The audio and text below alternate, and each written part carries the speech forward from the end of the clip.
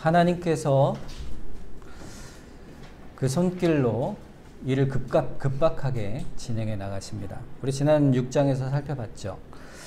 왕이 잠이 오지 않고 또 잠이 오지 않았을 때 또 왕궁의 역대일기를 꺼내 읽습니다.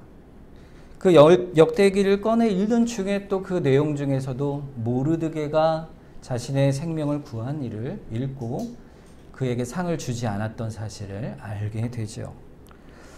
그 사실로 인해서 결국 벌어진 일이 하만이 오히려 모르드게를 존귀케 하는 수치와 굴욕을 당하게 하시는 걸로 6장 말씀이 끝이 납니다. 하나님의 간섭의 손길이요, 아주 급박하게 나타나고 있어요. 이제는 눈에 가시적으로 보이고 있는 것이죠. 이 일을 누구까지 깨닫게 되냐면요, 지난 에베소 6장 13절에 보면은 그 아내와 친구들조차도 지금 당하는 상황이 보통 일이 아님을 직감하게 됩니다. 6장 13절 뒤에 보면 이르되 모르드게가 과연 유다 사람의 후손이면 당신이 그 앞에서 굴욕을 당하기 시작하였으니 능히 그를 이기지 못하고 분명히 그 앞에 엎드러질 것입니다. 이렇게 말을 합니다. 이거는요, 어떻게 이런 지혜가 왔을까? 그런데 그 이유는 그 말 속에 있죠. 과연 유다 사람의 후손이면, 이렇게 말하는 것은 그들이 하나님의 백성이면, 이런 뜻이에요. 하나님께서 하시면 당신은 이제 망하였소, 이렇게 말을 하는 겁니다. 하나님을 믿지 않는 자들조차도 하나님의 일하심을 보고 있는 것이죠. 이 말이 끝나지도 않았는데 그때에 왕의 내시들이 하만을 에스더의 둘째 날 잔치에 급히 불러내게 됩니다. 그래서 오늘 본문 1절에 보면 왕이 하만과 함께 또 왕후 에스더의 잔치에 나아갔다, 이렇게 말을 하고 있어요. 이제 둘째 날이 된 것입니다. 둘째 날 잔치죠. 여러분, 하만이요, 그 마음이 이때 어땠을 것 같으세요? 여러분, 전날 있었던 첫 번째 잔치에 갔던 하만의 마음과 또 지금 둘째 날 있는 잔치에 나아가는 하만의 그 마음이 아주 극렬하게 대조가 되고 있습니다. 첫째 날 잔치에는요, 자기 아내와 친구들에게 자기의 득이양양함과 자기가 얼마나 영광스럽고 높은 자리에 있고 자신의 영광스러움이 어떠한가를 막 자랑하던 그래서 그 결과가 뭡니까? 모르드게를 매달아 죽이자 했던 그 첫째 날 잔치.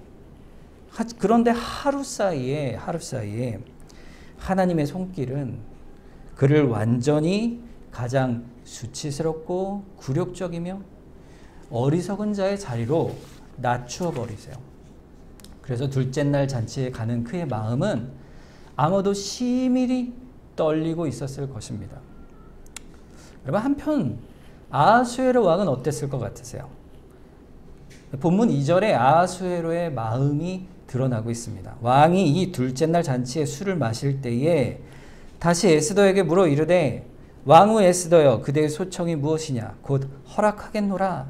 그대의 요구가 무엇이냐? 곧 나라의 절반이라 할지라도 시행하겠노라. 왕의 마음이요, 이날도 변함이 없는 거예요.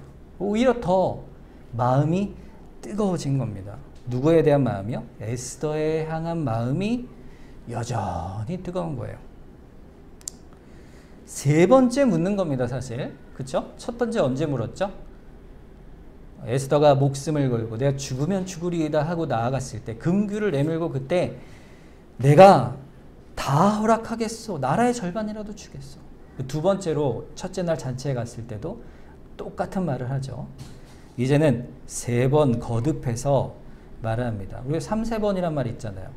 3세번 하면 어떻게 됩니까? 이제 된 거 아니겠어요? 완성된 거 아니겠어요? 자, 드디어 에스더가 말할 때가 온 것이에요. 그 뜻을 전할 때가 된 것이죠. 드디어 이제 기다리고 기다리던 바로 그 때가 온 것입니다. 하나님의 도우심이 절실히 필요한 그 순간이 언제예요? 바로 이 순간이에요. 이제 이 순간을 기다려오고 미뤄오고 그리고 3일을 금식하여 기도하고 죽으면 죽으리다 하고 나아갔던 그 에스더가 드디어 이 두 번째 잔치, 세 번째 묻는 그 말에 그 말을 하는 그 순간이 드디어 온 것이죠. 왕은요, 에스더를 향한 마음이 너무 사랑스럽고 간절한 거예요. 왜냐하면 아니 도대체 무엇 때문에 그렇게 목숨을 걸기까지 나에게 나왔는가? 왕이 너무 궁금한 거예요. 근데 말을 안 하니까 너무 더 궁금한 것이죠. 이제는 왕의 마음이요, 너무 애절한 거예요. 무슨 말을 해도 다 들어줄 것 같은 그런 상황인 것이죠. 여러분, 그런데 에스더는요, 그럴 때라도 하나님의 도우심을 구하는 겁니다.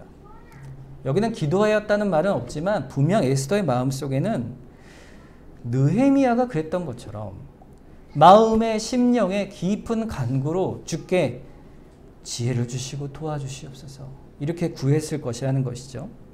우리가 일이 다 되었고 이제는 완성되었다 싶을 때에도 우리는요, 하나님께 지혜를 구해야 돼요. 도우심을 구해야 되는 거예요. 잠언서 3장 5절과 6절에 보면 너는 마음을 다하여 여호와를 신뢰하고 내 명철을 의지하지 말라. 너는 범사의 그를 인정하라. 그리하면 내 길을 지도하시리라 그랬어요. 우리가 모든 범사에서 우리가 마음을 다해 여호와를 신뢰하고 내 지식과 명철과 힘을 의지하는 게 아니고 하나님께서 나를 붙드셔야만 내가 이 일들을 해나가겠습니다. 그럴 때 그 상황에 합당한 분별과 지혜를 누가 주신다? 하나님이 주신다 이 말이에요. 그게 지도하신다는 말의 의미예요. 지도한다는 거는 이렇게 해라 이게 아니겠지 지도잖아요. 하나님이요, 우리 심령 깊이 하나님의 말씀을 알아가고 그 말씀의 뜻이 무엇인가를 깨달아가는 성도에게는요, 하나님을 인정하고 맡길 때 말할 수 없는 분별과 지혜를 우리에게 순간순간 부어주시는 거예요. 자, 그러면 에스더가 어떻게 그 분별과 지혜를 가지고 이 상황들을 지금 결정적인 순간에 해가고 있는가? 그것이 이제 오늘 본문의 내용입니다. 어떻게 말해야 지혜로울까요? 어떻게 왕한테 말을 해야 될까요? 오늘 본문에 보면요, 에스더의 대답 속에 하나님이 부어주시는 지혜와 경건과 또 기도를 통하여 나오는 에스더의 아름다운 지혜가 거기에 다 들어 있습니다. 내용을 한번 살펴보죠. 여러분, 드디어 에스더가 왕에게 입을 여는데 여러분 어떻게 말을 하면 좋을까요? 여러분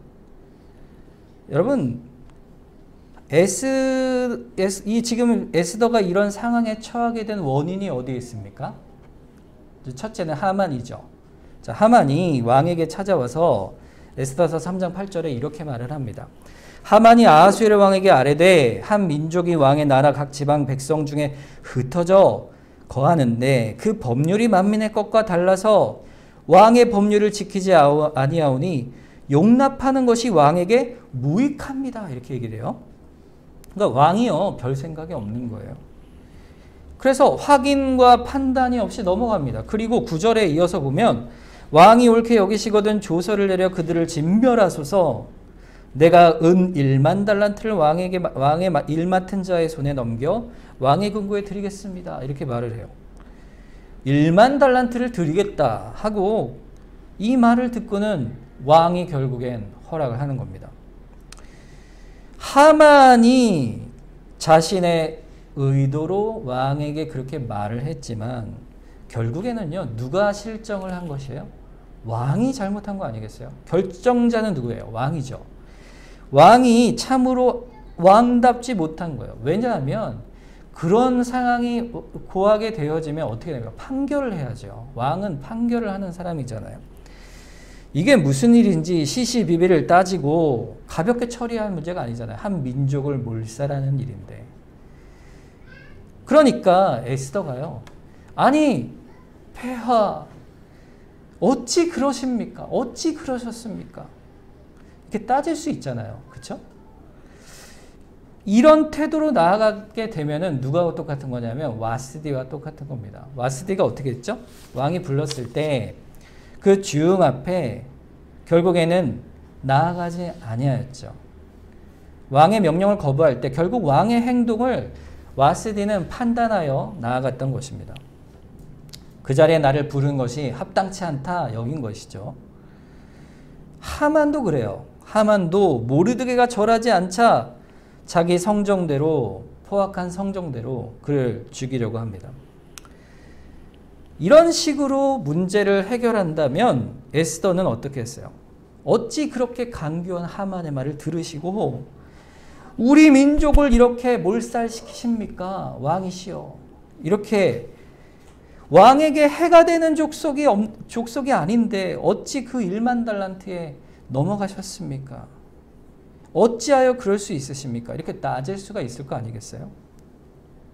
그런데 에스더는요, 그렇게 하지 않습니다. 여러분, 우리가요, 아무리 의로운 자라 해도요, 내가 행하는 일이 선하고 내 결정이 맞고 판단이 정확하고 맞다고 해도요, 여러분, 틀린 사람에게 우리가 지적을 할 때도 지혜가 필요한 겁니다.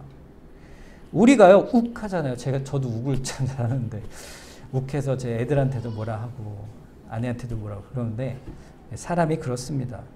당연한 거죠. 하지만, 지혜로운 자는요, 자신이 정의롭다고 해서 그것을 정의로 내세워 욱하는 자가 아니에요. 분노하는 자가 아니에요. 오히려 참아내는 자입니다. 골로새서 3장 8절에 보면 7절 8절에 보면 너희도 전에는 그 가운데 살 때에는 그 가운데 행하였으나 이제는 너희가 이 모든 것을 벗어버리라. 곧 분함과 노여움과 악의와 비방과 너희 입에 부끄러운 말이라 그랬어요. 우리가 원래는 옛사람의 모습이 있을 때는요, 우리의 소욕대로 옛 습관대로 내 마음대로 그저 쏟아냈어요.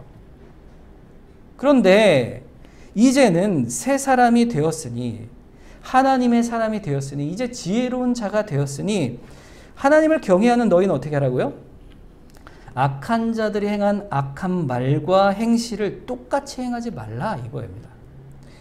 하나님께 지혜를 얻으라 이거예요. 이게요, 참 어렵습니다. 우리의 성정을 거스르는 일이죠. 그럴 때 누구에게 구해야 될까요? 하나님께 지혜를 구하는 겁니다. 우리의 마음속에 있는 그 본성이 어떻게 변해갈 수 있느냐? 어떻게 지혜로워질 수 있느냐? 길은 하나예요. 하나님께 의탁하고 나의 성정을 맡기는 거죠. 하나님의 지혜가 에스더의 마음과 생각을 분별하고 또 행하게 하시는 겁니다. 어떻게 행했을까요? 3절 4절을 보면 에스더가 한 말이 등장합니다. 왕후 에스더가 대답하여 이르되 왕이여 내가 만일 왕의 목전에서 은혜를 입었으면 왕이 좋게 여기시면 내 소청대로 내 생명을 내게 주시고 내 요구대로 내 민족을 내게 주소서. 나와 내 민족이 팔려서 죽임과 도륙과 진멸함을 당하게 되었나이다. 만일 우리가 노비로 팔렸더라면 내가 잠잠하였으리이다. 그래도 대적이 왕의 손해를 보충하지 못하였으리다니 그랬어요. 그러면 에스더는요, 왕의 목전에서 은혜를 입었으면 왕이 좋게 여기시면 이렇게 말의 시작을 합니다. 자, 이 말은요, 어떤 전제가 있는 거예요? 에스더가 왕후잖아요. 가장 높은 이 로얄 패밀리 아니겠어요? 왕이지만 나도 왕후잖아요. 그렇죠? 굉장히 높은 자리인데 지금 에스더는요, 왕에게 얘기할 때요, 저는 왕의 신하입니다. 이렇게 말하는 거예요. 이 말의 표현 자체가. 그러니까 자신을 바짝 낮추는 거예요. 겸손히 나아가는 거예요. 왕이 얼마든지 기탄 없이 말해라. 내가 모든 소원이든 다 들어주겠다. 이렇게 왕의 마음이 활짝 열려 있어.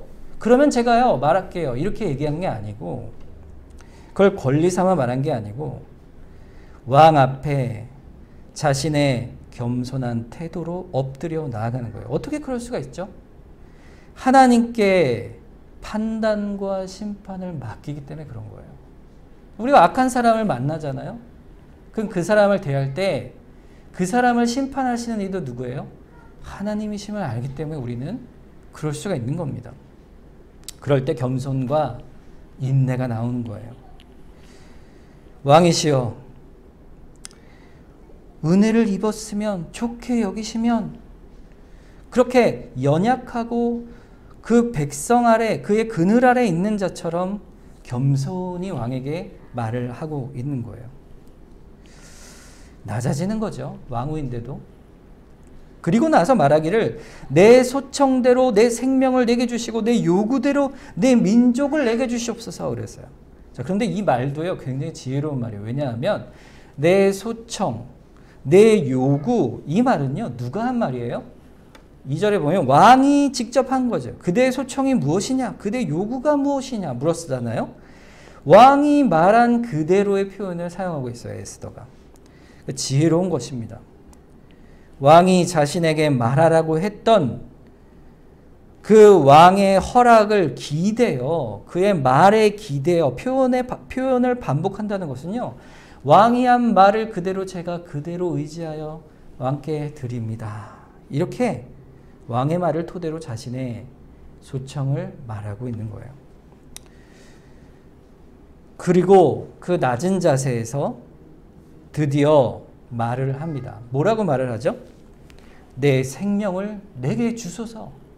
내 민족을 내게 주소서. 결국 무슨 말이에요? 내 생명을 내게 주소서란 말이? 살려주세요 이 말이잖아요. 여러분, 살려주세요. 아니, 이 말을 듣는 순간에 에스더가 겸손한 자세로, 이렇게 높은 자세로 나 좀 살려줘요 이렇게 한 게 아니고, 낮고 낮은 자세에서 바르르 떨며 그 연약한 어린 왕후가 자신의 죽음을 무릅쓰고 자신 앞에 나온 그 일을 기다렸더니, 그 말을 결국 들었더니 무슨 말이에요? 나를 살려주시고 내 민족을 살려주시옵소서. 그때 왕이 그 말을 들은 순간 어떻겠어요? 충격을 받은 겁니다. 충격을 받은 거예요. 그 감정에 밀려오는 그 충격은요, 왕으로 하여금 크게 요동하게 합니다. 그러면서 그가 왜 자신의 목숨을 살려달라고 했는지 4절에 이어서 그 요구의 이유를 설명하고 있어요. 나와 내 민족이 팔려서 죽임과 도륙과 진멸함을 당하게 되었나이다. 누가 팔았단 말이냐 이거죠. 누가 팔았단 말이냐. 사실 누가 판 거예요? 왕이 판 거 아니에요? 왕이 팔았는데, 왕에게 바로 당신이 그랬는데 저 하만에 의해서 당신이 그랬으니 살려주시오 이렇게 말한 게 아니고, 그 똑같은 말을 하면서도 에스더는 왕에게 왕의 통치 그 행위에 대한 판단자의 위치에 서 있지 않고 있는 거예요. 단지 우리가 팔렸습니다. 팔리게 되었습니다. 그리고 죽임과 도륙과 진멸함을 당하게 되었습니다. 이렇게 말하고 있어요. 여러분, 이 죽임과 도륙과 진멸함, 이 단어도요, 에스더 3장 13절에 보면 조서에 있는 그대로의 내용을 얘기하고 있어요. 뒤에 보세요. 이에 그 조서를 역졸에게 맡겨 왕의 각 지방에 보내니 12째 달 곧 아달월 13일 하루 동안에 모든 유대인을 젊은이 늙은이 어린이 여인들을 막론하고 죽이고 도륙하고 진멸하라 그랬잖아요. 이 세 단어를 조서문에 있는 그대로 지금 에스더가 왕에게 구하고 있는 겁니다. 누가 썼어요? 하만이 썼죠. 하만이 왕이 준 반지로 칙령을 직접 작성해서 이 백성을 죽이고 도륙하고 진멸하라, 하만이 선택한 단어예요. 그런데 에스더가 그대로 되돌려 왕에게 반복하여 구하고 있는 겁니다. 이게 얼마나 기가 막힌 일이에요. 기가 막힌 일이에요. 이 이야기 속에서는 왕의 긍휼과 치근히 여김을 구하면서 동시에 하만이 말할 때 또 무익한 자들입니다 라고 했던 말을 다시 뒤집고 있어요. 그러면서 보세요. 4절 뒤에 보면 그래도 대적이 왕의 손해를 보충하지 못하였으리라 이 말을 하죠. 이 말의 뜻은 뭐냐면은 왕에게 이 백성이 무익한 자들이 아닙니다. 다 왕에게 손해입니다. 이렇게 반박을 하고 있는 것이죠. 에스더는 지금 이렇게 자신의 상황을 설명하고 있습니다. 우리가 살펴봤듯이 그 안에요, 그냥 얘기한 게 아니에요. 에스더가요, 3일 동안 금식하고 기도하고 잔치를 준비하고 이틀 동안의 시간이 지나면서 에스더가 가만히 있었을까요? 자신이 말할 말들을 어떻게 할 것인가 하나님께 구하고 지혜를 얻어 아하수에로 앞에 담대히 나아간 것이죠. 자, 4절까지 이런 설명을 듣고는 아하수에로 왕이 이제 어떻게 반응하는가? 어떻게 반응하죠? 5절을 보세요. 아하수에로 왕이 왕후 에스더에게 말하여 이르되 감히 이런 일을 심중에 품은 자가 누구며 그가 어디 있느냐? 이렇게 말을 하고 있어요. 아하수에로 왕은요, 이제는요, 완전히 누구 편에 선 거예요? 에스더 편에 탁 선 거예요. 에스더는요, 왕의 마음을 완전히 사로잡게 된 거예요. 왕이 말하죠. 감히 누가, 그리고 나서 어디 있느냐. 이미 왕은요, 결정한 거예요. 뭘 결정했습니까? 그런 죄를 범한 자를 결코 용서하지 않겠다. 이 왕의 진노가 이렇게 솟아나는 겁니다. 여러분, 이 5절의 반응이요, 그토록 에스더가 생명을 걸고 기도하며 주 앞에 구했던 그 상황이에요. 그 상황. 하나님, 왕의 반응이 이리 나오게 해주십시오 했던 그 기도의 내용이 바로 이 상황이죠. 그게 하나님께서 응답하신 모습입니다. 왕이요, 원래 성격이 어때요? 침착하거나 어떤 생각을 많이 하거나 이런 사람이 아니잖아요. 급하잖아요, 성격이. 그 진노가 치밀어 오를 때, 그때에 바로 6절 말씀이 시작되는 거예요. 에스더가 이르되 대적과 원수는 누구예요? 이 악한 하만이니이다 하니 하만이 왕과 왕후 앞에서 두려워하였다 그랬어요. 이제는요, 서스름이 없이, 지체 없이 바로 표적을 정확하게 지적하는 거예요. 그 짧은 단어 속에요, 사실 많은 얘기가 들어있습니다. 대적 원수란 말은요, 누구의 대적 원수라는 거예요? 왕후인 에스더뿐 아니라 왕의 대적이요, 나의 원수일 뿐 아니라 왕의 원수인 저 악한 자 하만입니다. 이렇게 말하는 거예요. 그러니까 결국 누구에게 악한 자라는 거예요? 왕에게 악한 자입니다. 이렇게 딱 지적을 해주는 거죠. 하만은 이때 왕의 머릿속에요, 순식간에 확 스쳐갔을 거예요. 아마도 하만이 나에게 어떤 자인가를 분명하게 이때 왕이 깨닫게 되는 거예요. 왕은 그저 하만이 자기의 신하요 충신이라 여겼을 것인데 결국 지나온 순간을 돌아보게 되는 거예요.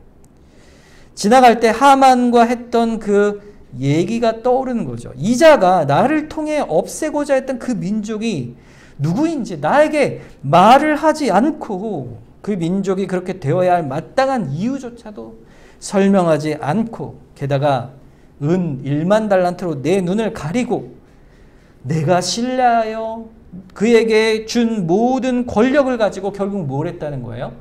왕후를 해치고자 하는 이런 악행을 도모했단 말인가?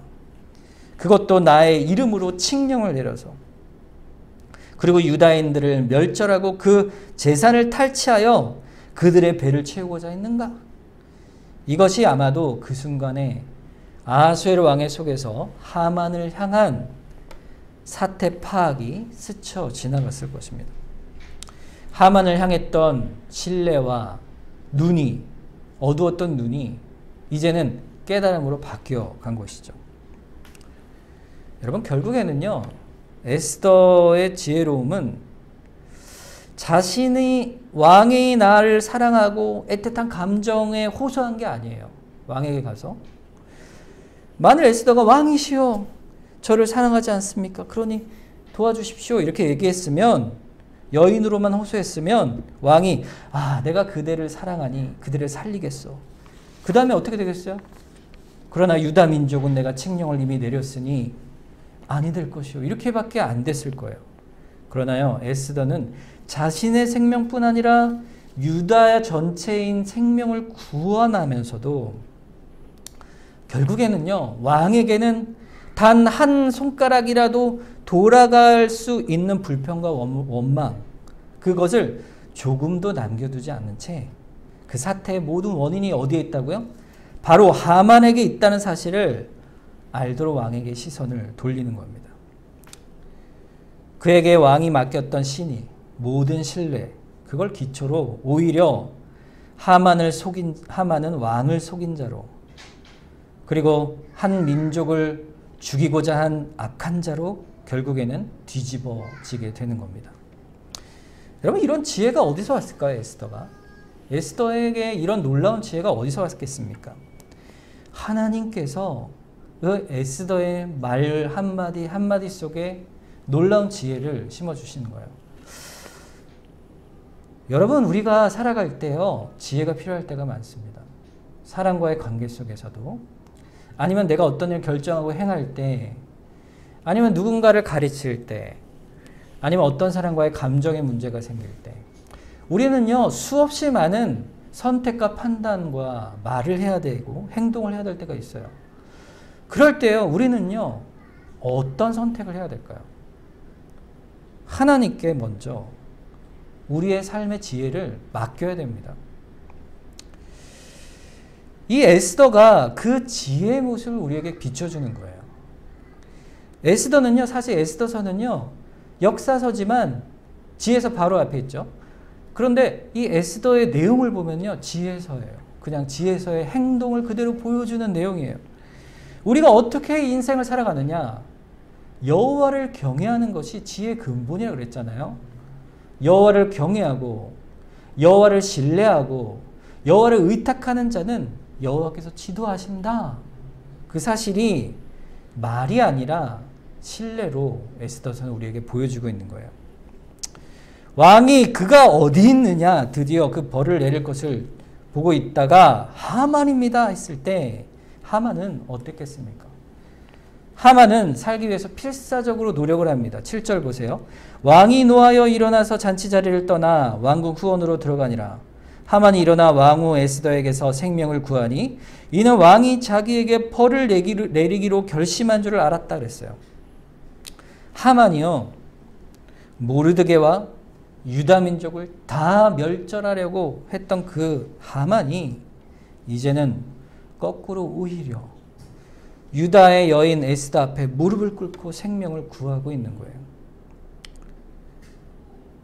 아까 읽은 그 하만의 아내와 친구들의 충고가 뭐였습니까? 그가 유다 사람이면 당신이 능히 이기지 못하고 그 앞에 엎드러질 것이요.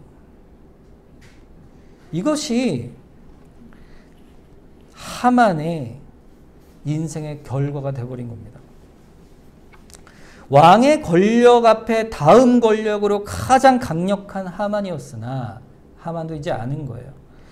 이제 왕이 나를 죽이려 하니 나는 살 수가 없겠구나. 이게 세상 권력이라는 게 그렇죠.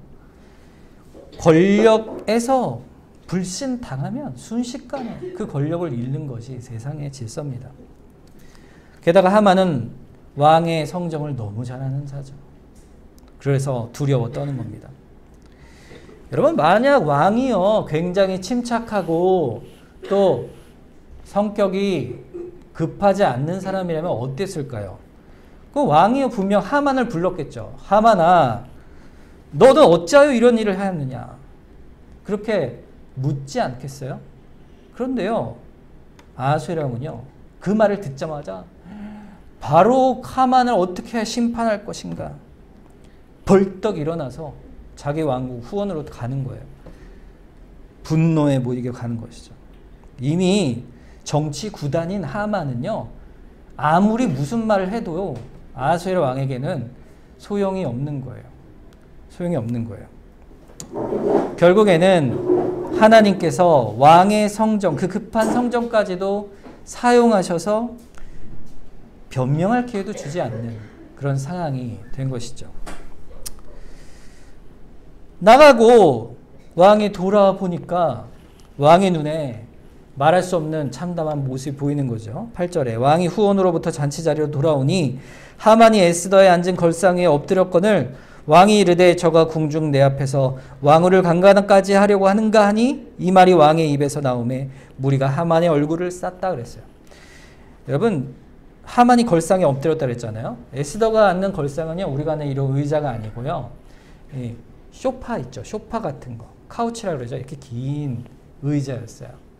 그러니까 이 당시의 문화가 이런 긴 의자에 이렇게 옆으로 이렇게 누워서 음식도 먹고 이야기도 하고 이런 의자죠.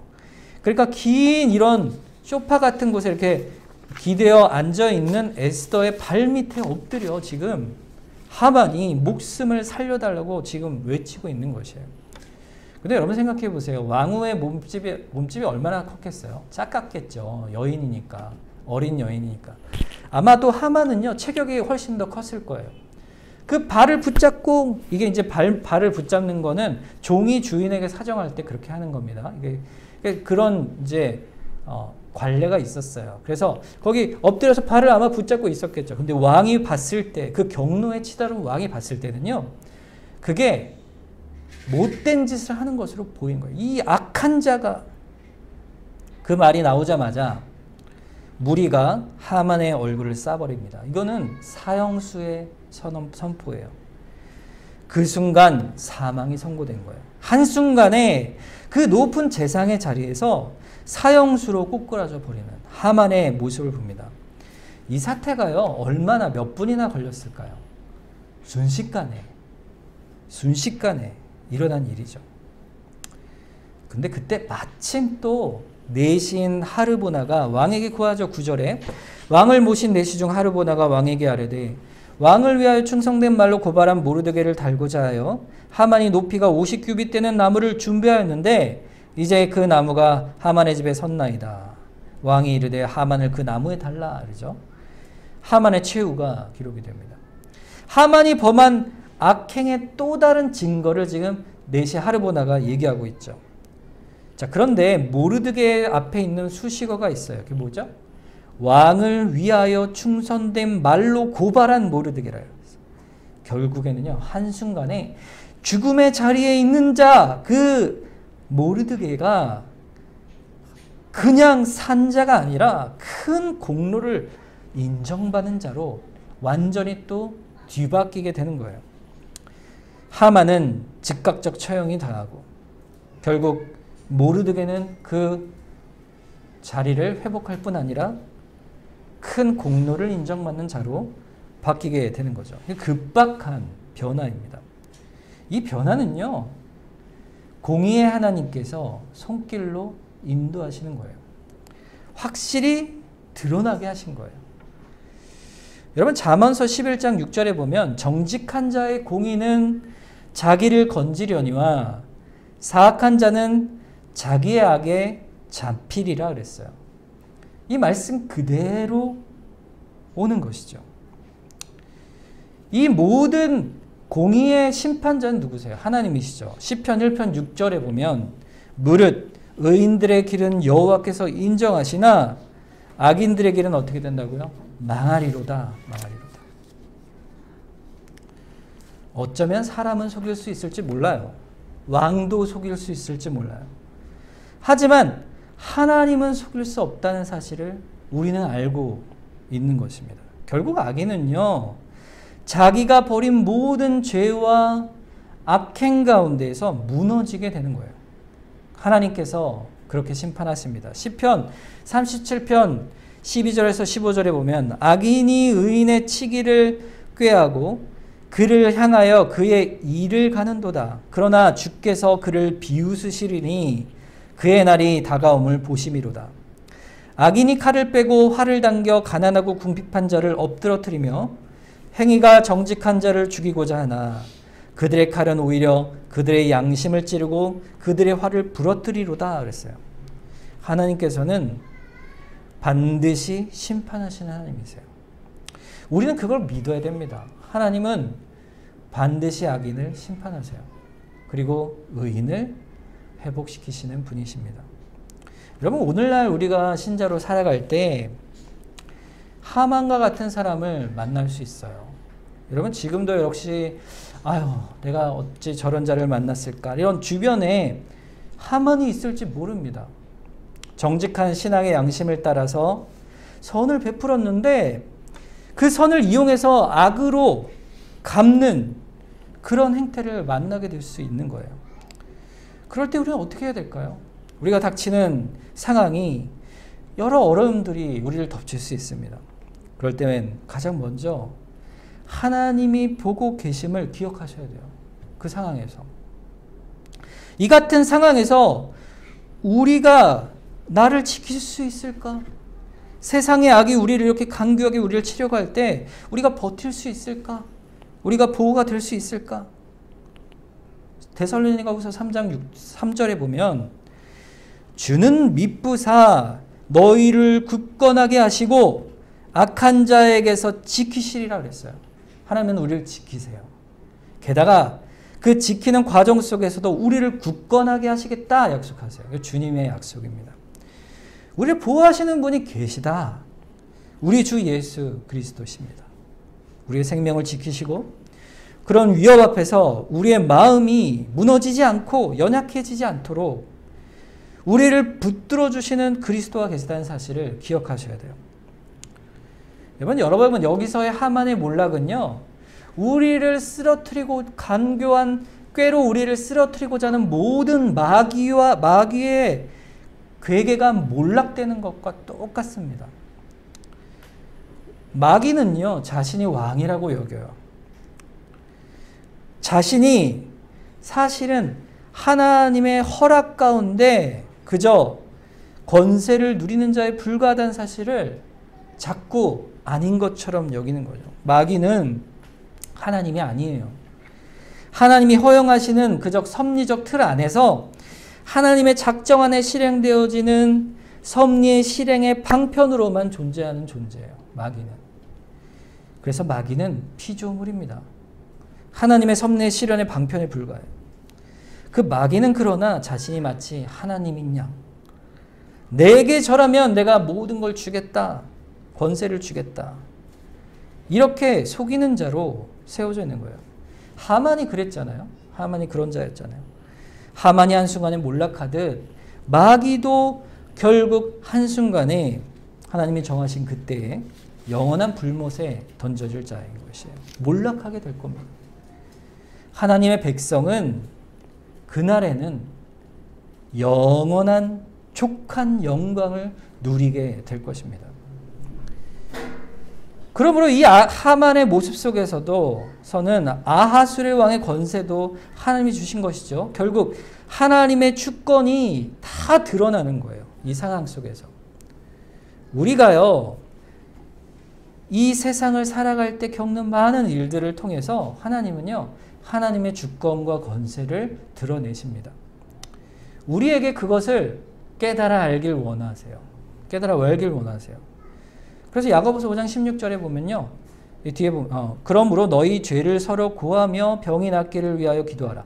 의인의 간구는 어떻다고요? 역사하는 힘이 크다 그랬어요. 하나님께 호소하는 참된 신자, 의인의 간구는요, 힘이 있는 거예요. 왜냐하면 하나님이 그 기도를 들으시기 때문입니다. 요한복음 14장 14절에 보면 내 이름으로 무엇이든지 내게 구하면 내가 행하리라. 하나님이 우리에게 물으시는 거예요. 너의 소청이 무엇이냐? 너의 요구가 무엇이냐? 내가 나라의 절반이라도 너에게 주겠노라.